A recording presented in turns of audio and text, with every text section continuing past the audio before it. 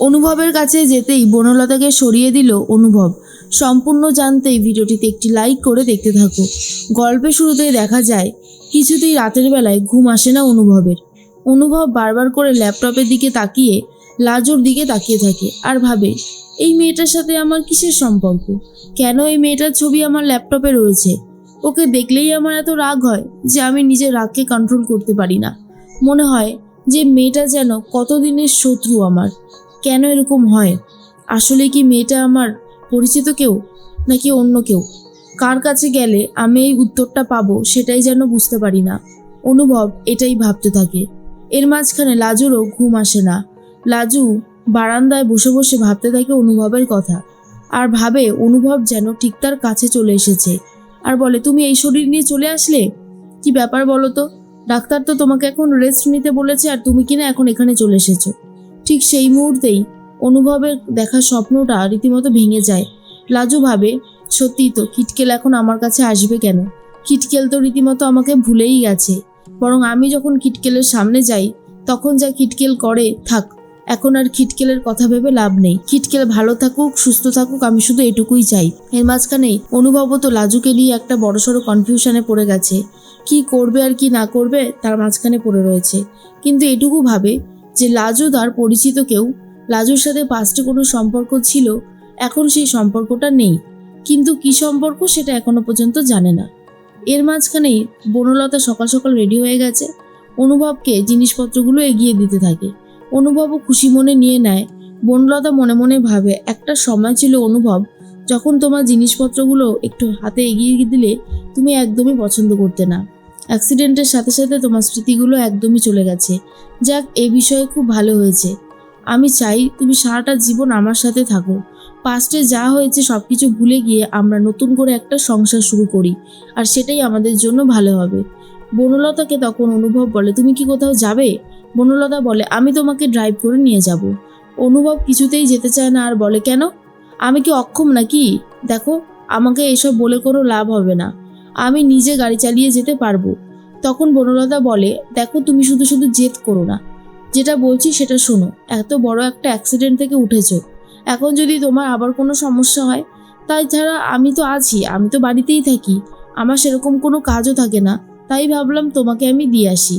কিন্তু যথারীতি অনুভব যেতে চাই না বনলতার সাথে। তখনই চলে এসেছে শ্রী আর বলে, কি হয়েছে অনুভব, তুই আবার সত্যি সত্যি আজকে বেরোচ্ছিস? একটু ঘরে বিশ্রাম নিলে কি এমন হতো? সব সময় এরকম যাওয়াটা কি ঠিক? এর মাঝখানেই বনলতা বলে, দেখো না আন্টি, বলছি আমি ড্রাইভ করে দিয়ে আসি, কিছুতেই আমার কথা শুনছে না।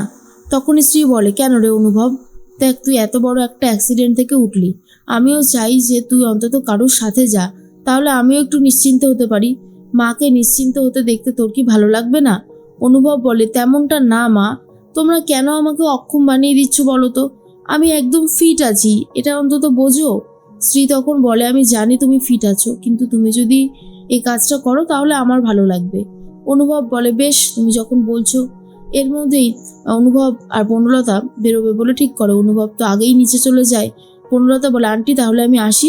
স্ত্রী বলে, সাবধানে যেও, আর তোমার ওপর আমার ভরসা আছে, তুমি ঠিক ড্রাইভ করে আমার ছেলেকে অফিসে পৌঁছে দিতে পারবে। বনলতা ভাবে, এই তো সবাই এখন তার সাথে ভালো ব্যবহার করছে, আর কি চাই? সে তো চেয়েছিল একটা সাজানো গোছানো খুব সুন্দর সংসার, আর সেটা শুরু হয়ে গেছে।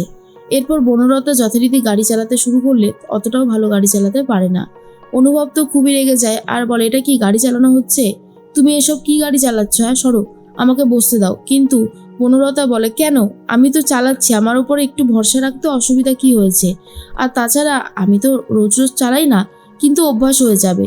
অনুভব কিছুতেই বনলতাকে গাড়ি চালাতে দেবে না বলে ঠিক করে, কিন্তু বনলতা ঠিকঠাক গাড়ি চালিয়ে অনুভবকে অফিসে নিয়ে পৌঁছে যায়, আর অনুভবও অফিসের কাজ করা শুরু করে দেয়। এদিকে লাজু চলে গেছে কলেজে, ক্লাস হতে থাকে, কিন্তু লাজু ভাবতে থাকে অনুভবকে নিয়ে। ম্যাডাম তো বোর্ডে পড়া বোঝাচ্ছে, হঠাৎ করে লাজুকে জিজ্ঞেস করে, কিন্তু লাজু কোনো উত্তর দিতে পারে না। তখন লাজুর বন্ধু চেষ্টা করে ম্যাডাম যেটা বলছে অন্তত লাজুকে সেটা বলে দিয়ে সাহায্য করতে, কিন্তু লাজু সেটাও উত্তর দিতে পারছে না। ম্যাডাম বলে, কি ব্যাপার বলো তো লাজবন্তী, তুমি পড়ার সময় কোন দিকে মন দিয়ে রেখেছিলে যার জন্য তুমি কিছুই বলতে পারছো না? লাজু তখন ম্যাডামের কাছে ক্ষমা চায় আর বলে, সরি ম্যাডাম, আর ভুল হয়ে গেছে, আর কখনো হবে না।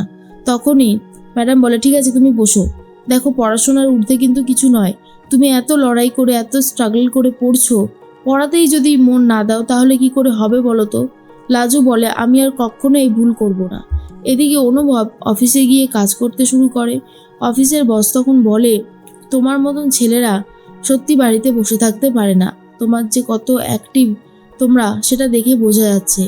অনুভব বলে অফিসে কাজের প্রেশারও তো রয়েছে খুব, তাহলে আপনি আমাকে আসতে দিতে চাইছিলেন না কেন?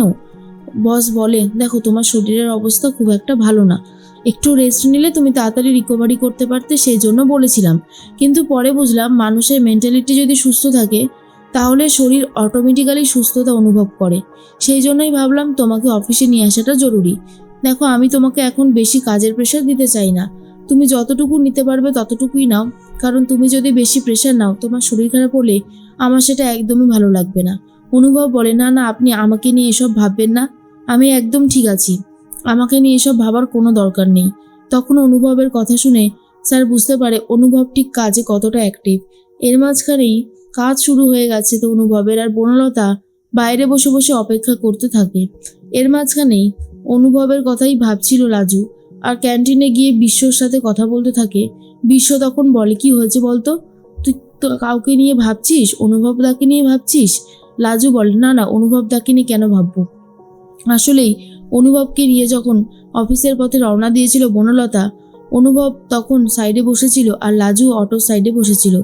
আস্তে আস্তে রাস্তায় দুজনেরই সাক্ষাৎ হয়। অন্যদিকে অনুভব ভাবে কেন যে ওই মেয়েটা আমার সামনে বারবার চলে আসে কে জানে, ওকে দেখলেই আমার খুবই রাগ হয়। এদিকে লাজু ভাবে কিটকেল আর বনলতা দিদি যদি একসাথে সংসার করতে পারে তাহলে তো এর থেকে ভালো কিছু আর হয় না। এরপর যথারীতি অনুভব অফিস করে আবারও বনলতার গাড়িতে করেই বাড়ির পথে রওনা দেয়।